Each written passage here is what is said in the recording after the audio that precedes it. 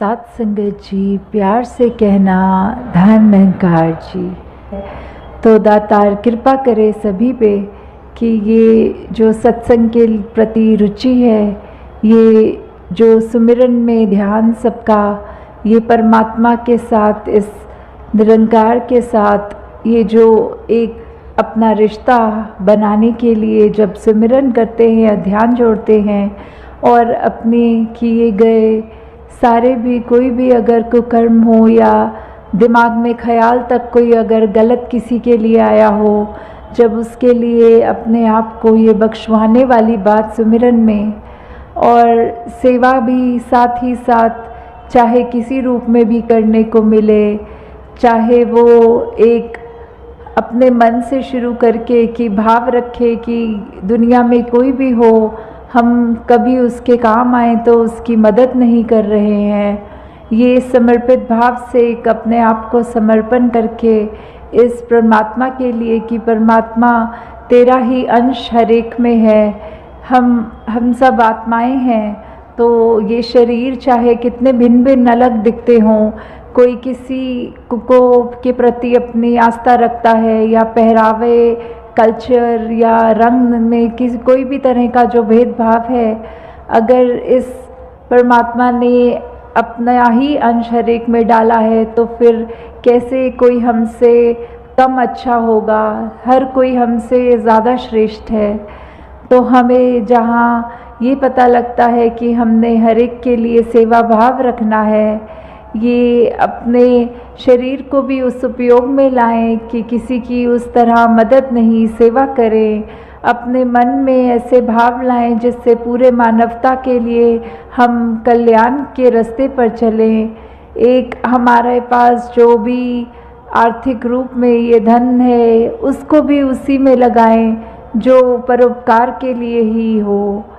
तो दातार यही कृपा करे कि ये जो मन में हमारे भाव है, ये जो एक हमारी रिस्पॉन्सिबिलिटी है कि एक मनुष्य बन के आए हैं, तो मनुष्य वाले गुण हमारे अंदर हों, प्यार का, नम्रता का, दिल को विशाल करने की बात, एक अपने आप को इस तरह परमात्मा के साथ जोड़कर खुद वो वननेस का प्रतीक बनना है। हर एक के साथ चाहे हम कितने भी स्वभाव रूप में और इंसानों से अलग हों, तो भी एक हार्मनी वाली बात के कैसे हमने एक उस तरह ढल के एक पीसफुली को एग्जिस्ट करके एक दूसरे का सहयोग करके जहाँ अपना जीवन बिताना है। वहीं एक संसार इतना खूबसूरत जो है, हमने अपने दिलों में हर एक के लिए इतनी बड़ी दीवार बना ली है अपने मन में ही कि हम खुद उन दीवारों में बंद कर बैठ गए हैं। हम कैसे फिर एक दुनिया में वो प्रतीक बनेंगे जो एक दूसरे के दिल तक पहुंचने वाली बात होती है, कि कैसे हमारी जिम्मेदारी बन जाती है कि मनों में जो हमने खुद ही दीवारें बनाई हैं एक दूसरे के प्रति, उसको तोड़कर उसकी जगह पुल स्थापित करें ताकि एक दिल से दूसरे दिल तक हमारी बात पहुँचे, ना कि दीवारें बन के हम वो अपने आप को ही एक बंद कर लें। तो जहाँ ये भी बात आती है, साथ में एक समदृष्टि वाला भाव जो संतों का रहता है कि कोई फ़र्क नहीं किसी में, हर कोई अपने हैं। ये वसुदैव कुटुंबकम की बात, पूरा विश्व अपना है। ये एक ही परमात्मा के नूर से जब पूरा जग उपजा है, तो हर एक में वही अपनेपन की बात, हर एक से जब भी हम मिलें ऐसा ही लगे कि हम आईना देख रहे हैं। कैसे ये परमात्मा तो एक है, चाहे हम अपनी आस्था किसी भी धर्म के रूप में, कहीं पे भी मज़हब जो भी हमारी श्रद्धा है, जैसे भी मानते हैं, तो बात तो वही है कि वाहिद एक ही अल्लाह है, एक ही परम पिता प्रभु परमात्मा निरंकार है। ये एक, इसको जब हम जान लेंगे तो हमारी एक जो अपनी जर्नी है उसको जानने के बाद शुरू होती है। एक भक्ति हमारी ये जानने के बाद कि हम कहाँ से आए हैं, कहाँ को जाना है, जी रहे हैं तो किस में जी रहे हैं, और बाद में अंत होने में कहाँ जाना है। कैसे फिर वो पता जब लग जाता है कि हम क्या हैं, हम अपने आप को सिर्फ शरीर माने बैठे हैं, पर शरीर ने तो किसी एक दिन ख़त्म हो जाना है। तो क्या हम ख़त्म हो गए? नहीं, हमारी ये जो आत्मा है इसने तो इस परमात्मा के अंदर ही जाके मिलना है। और ये कैसे मिलना है? वो जीते जी हमें जब ये ब्रह्म ज्ञान की रूपी ये दात जब मिलती है, जब ब्रह्म ज्ञान हमारे जीवन में उतरता है, तो हमें समझ में आता है कि ये जो हमने इतने फ़र्क मन में बनाए हुए हैं, मेरे तेरे का भाव, ये जो मन में नफ़रतें रखी हैं, ये सब का कोई मायना नहीं है। हमें सिर्फ़ और सिर्फ़ ये अमन एकता के प्रति समर्पित होकर जीवन को जीना है। हमने अपने मन में अभिमान को नहीं, अपने मन में एक प्यार को ही उपजाना है। हमने कैसे इस परमात्मा के साथ एकमिक हो जाना है। और हर समय ये जब एहसास रहता है कि ये हर जगह है, हमारे अंग संग है, तो फिर वो ही बात आ जाती है कि हम जब ये जान चुके हैं किसमें सांस ले रहे हैं, क्या है जो शुरू से था अंत तक रहेगा, तो फिर हमें भी अपना ये पता लगेगा कि कैसे जितना ज़्यादा हम ये बात एहसास में रखें कि परमात्मा अंग संग है, तो हम उतना ही ज़्यादा अपने जीवन को साफ जी सकते हैं। हम अपने मन में सिर्फ एक अच्छे विचार रखकर अपने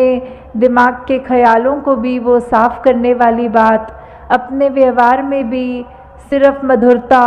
अपने व्यवहार से दूसरों को एक कंफर्ट देना, आराम देने वाली बात, दूसरों के आंसू पोंछने वाली बात, कि कैसे वो हमारे ऊपर ही डिपेंड करता है कि हम अपने जीवन को कैसे चलाएं। इस परमात्मा ने तो हमको अगर ये ब्रह्म ज्ञान रूपी दात हमने प्राप्त कर ली, तो उसके बाद ये चेतनता दी हुई है, ये हमारी सूझबूझ है, हमें ये कैसे किस राह पे जाना है,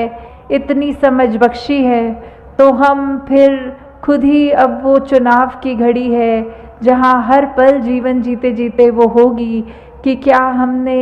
ऐसा इंसान बनना है जो अपने लिए तो एक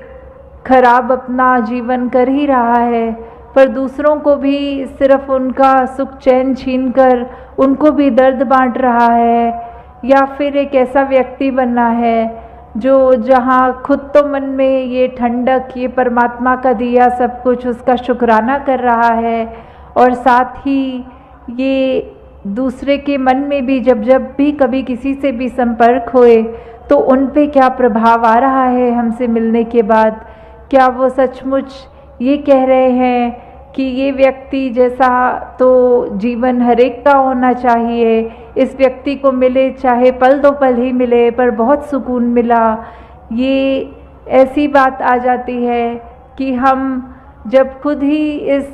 परमात्मा की इबादत में रंगे गए हैं, इसी का रंग हम पर चढ़ गया है, इसके गुण हम अपने मन में डाल लेंगे, तो हम जितनी ज़्यादा कोशिश होती रहे उतने ज़्यादा इस जैसे बनेंगे, और जब इस जैसे बन गए तो हमारे दिल में कोई खोट नहीं रह जाएगी। तो दातार कृपा करे कि कैसे हमने अपने जीवन में सिर्फ इसी बात का ध्यान रखना है कि हमारा एक एक कदम जो हो इस जीवन का वो वैसा हो जो युगों युगों से संत बताते हैं कि एक असली जीवन जिया उसको नहीं कहते कि सिर्फ सांसें लेनी है और अपने जो जो भी कार्य हैं उनको करना है। इस दुनिया में आए हैं तो वो जिम्मेवारी तो है, ये घर परिवार की भी जिम्मेवारी है, समाज की भी जिम्मेवारी है, अपने प्रति औरों के प्रति ये जो रिस्पॉन्सिबिलिटी है उसको जहाँ हमने इस भौतिक जीवन की तरह जीना ज़रूर है, अपनी एक जिम्मेवारियों से पीछा नहीं छुड़ाना है, पर वहीं साथ ये बात संत समझाते हैं कि सबसे ज़रूरी बात तो ये है कि हमने अपनी आत्मा की पहचान उसको बतानी है कि परमात्मा का ही अंश है, और वो दात इस ब्रह्म ज्ञान की अपने जीवन में हम जितनी ज़्यादा उतारेंगे, जितना एहसास परमात्मा से अपना रिश्ता बना के रखेंगे, उतना ही ये जीवन जीना हमारे लिए एक एक पल में आसान सहज हो जाएगा। क्योंकि ये परमात्मा बहुत ही स्थिर है, ये समय के साथ बदलता नहीं, ये परिस्थितियों के साथ बदलता नहीं, ये हमेशा एक जैसा रहता है। तो हम अपने मन को जब इसमें टिका लेंगे तो फिर संसार की कोई भी परिस्थिति हो, हमारा मन उस तरह उस परिस्थिति के साथ एक ज़्यादा इधर उधर कोई उथल पुथल नहीं होगी मन में। फिर हम एक सहज जीवन की ओर अपने आप को बढ़ा लेंगे, जहाँ ये खुशी और दुख से ऊपर उभर के वो जो बात होती है आनंद की अवस्था, ये ब्लिस, कि कैसे हमें फिर एक वो बात कि हमारा जीवन खुद ऐसा बन जाए जैसे संतों का रहा है। हमारा जीवन सिर्फ और सिर्फ परोपकार के लिए, हमारा मन, हमारी सोच, हमारा व्यवहार, हमारे कर्म, सब कुछ सिर्फ एक औरों के लिए, औरों के जीवन को किस तरह हम खुशनुमा बना सकें, उसमें जब लग जाता है, हम अपने आप को फिर एक अहंकार में चूर नहीं, अपने आप में वो दास भावना लाते हैं कि हम क्या किसी के लिए कुछ कर सकते हैं। ये तो दातार ने कृपा करी है कि हमसे कुछ अगर करवा भी रहा है तो ये हमारे हाथ नहीं, ये परमात्मा ने ज़रिया हमें बनाया है कि हम किसी के मुख पे थोड़ी सी भी हंसी ला सके। तो वही बात आ जाती है कि कैसे कभी कभी एक छोटी छोटी चीज़ें जो हम अपनी ज़िंदगी में, अपने व्यवहार में जब बदल लेते हैं, तो उससे हम अपने लिए भी एक ज़िंदगी बहुत सुखदायी वाली बात आ जाती है कि ये खुशी खुशी जीवन में एक वो राह बना लेते हैं, जिसमें चाहे परिस्थितियां दुख वाली भी हों तो भी एक परमात्मा से हम शिकवा नहीं करते कि हमारी ज़िंदगी ऐसी क्यों बना दी, उस व्यक्ति को तो ये सब दिया ज़िंदगी में पर मुझे ये कुछ नहीं दिया। फिर तो जितना मिलता है उसी में शुक्राना निकलता है कि मालिक तूने इतना तो दिया, हो सकता है इससे ज़्यादा अगर मुझे देता था तो उसकी कदर में नहीं कर पाता, उसका उपयोग में अच्छे से नहीं कर पाता। तो जितना दिया है उसी में ये शुक्र की भाव, ये एक मन से एक जो थैंक्स निकलता है परमात्मा के लिए, जितना ज़्यादा हम वो करेंगे, जितना हम समझेंगे कि हमारे साथ परमात्मा कुछ भी ऐसा नहीं होने देगा जो हमारे लिए एक कल्याणकारी बात नहीं है, तो उतने ही जल्दी हम अपने मन को ये ठहराव दे सकेंगे। एक हम अपने जीवन को उस बहती हुई ये फ्लोट जैसे करते हैं हम पानी में, कि चाहे कैसी भी लहरें हों, हम बस एक छोर से दूसरी छोर वो फ्लोट करते करते एक ऊपर से ही पानी के आ जाएंगे। जैसे ये परिस्थितियाँ तो एक कारपेट की तरह हैं, उसको अगर हम अपने कदमों के नीचे रखेंगे तो कैसी भी वो परिस्थिति हो, वो कारपेट कितना भी टेढ़ा मेढ़ा हो या किसी भी रंग का हो, कैसा भी रूप आकार हो, तो वो परिस्थितियाँ भी ऐसी, अगर हम उनके ऊपर हैं, उसको तवज्जो नहीं देंगे, उसको एक इतना अहम नहीं बनाएंगे, तो ही ये जीवन आसान रहेगी। पर अगर हमने उसको अपने घर की छत बना लिया तो फिर हमें लगेगा कि सब कुछ परिस्थिति ही है, जैसे हैं अभी खुश हो जाएंगे, अभी कुछ ठीक नहीं हुआ तो इतने दुखी कि डिप्रेशन तक हमारे को ये डूब ले जाएगी। तो हमने किस तरह अपने आप को संभालना है, उसका तो ये परमात्मा ने रास्ता हमको दिया हुआ है। बस हमारा अब ये कर्म होता है कि हमने कैसे अपने आप को वो संतों वाली मति, ये जो संतों की सोच है, उस सोच को अपना के अपने जीवन को निखारते हुए अपने जीवन को आगे से आगे बढ़ाना है। तो दासी और समय नहीं लेगी इन्हीं शब्दों के साथ कि आप सबका जीवन जिस तरह ये लगन के साथ चलता जा रहा है सेवा सिमरन सत्संग के प्रति, इस निरंकार के प्रति, तो आगे से आगे भी अपने जीवन को इसी राह पे रखते हुए एक एक पल में इस परमात्मा का एहसास करते हुए ये जीवन को आगे चलाते जाएं। सत्संगत जी, धारणा।